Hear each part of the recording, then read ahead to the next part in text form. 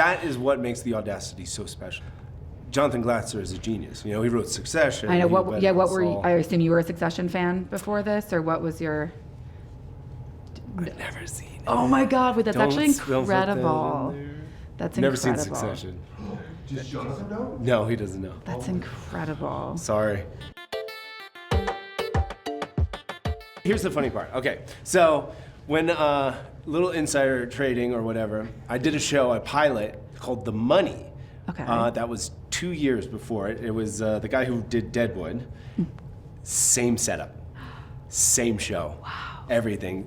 The show creator and HBO did not get along. Our show disappeared, and then Succession was there. What like role in that were you? The Culkin. The Culkin? Okay. Yeah. Oh, you were the nasty one. Yeah. That's the fun one. Okay. Same exact show. Incredible. Did this come to you as like a pitch for the show or for No, the character? like, or did you read like a pilot or? Funny enough, you know, where I am in my career, there's opportunity, like scripts come my way or whatnot. It wasn't an offer or anything. I actually got to read Jonathan Glatzer's script, and then I was like, I want this. I want this job. I want to work so hard for it. And it was me auditioning, testing with Sarah Goldberg, who's fantastic. Yeah, I had to just audition for it, and I went through the ringer to get there and convince AMC to let me be a part of it. What was it? And was it did you know who you were going to be, or did you like everyone in the pilot? Oh, there's no, lots no, of it was characters. Duncan Park. Okay. Completely. Okay. Yeah. What was it about him? Well, I think for me in my career and the opportunities I get, this character is so dense and complicated. There is a good man there deep down, but I think with the world that's around him, it's narcissistic, it's control. It's these people in the tech world that are like, we are deciding what your future is by stealing all your information and then making the best decision. And that crazy dynamic, I think it makes this like dark comedic drama so intriguing and engaging. How would you describe the tone of the Audacity compared to the tone of the franchise, which is also kind of touching on like this crazy world where there's like some narcissism and stuff at play?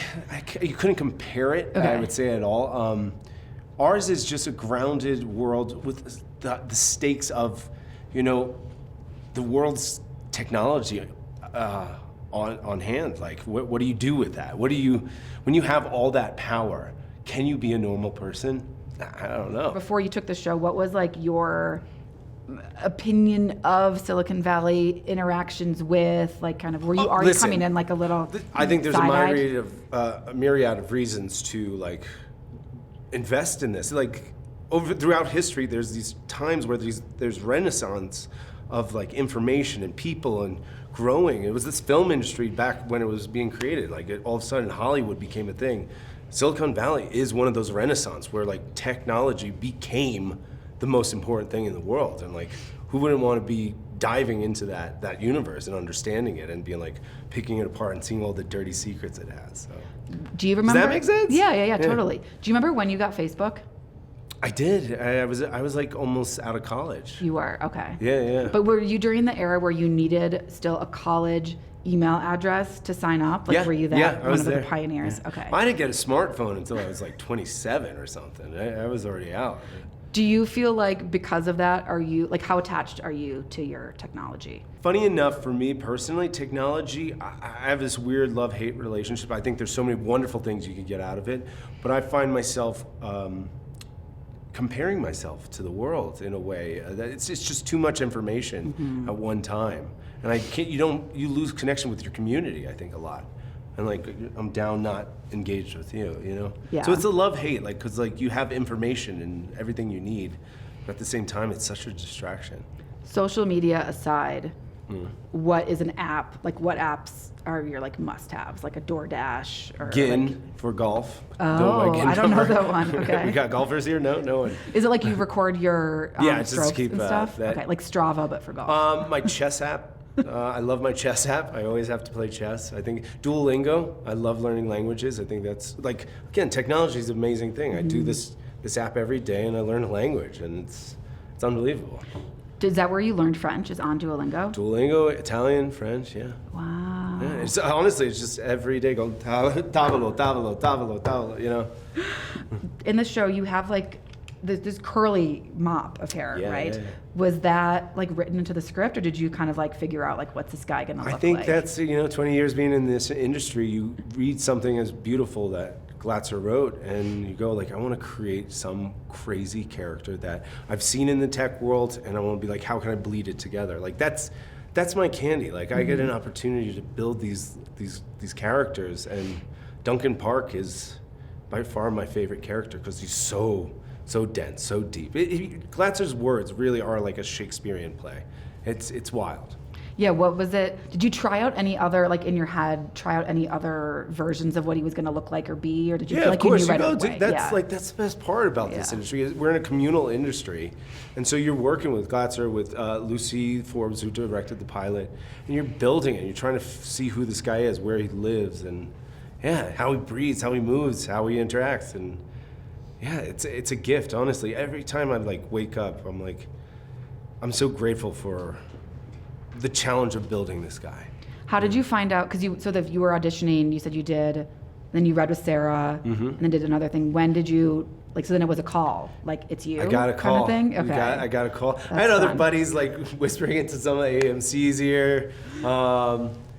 It was just audition. I remember it was like around Christmas time, and like I'm walking around my fiance's parents' house, just talking to myself, doing these lines over and over again, and then they're like, "Is he okay?"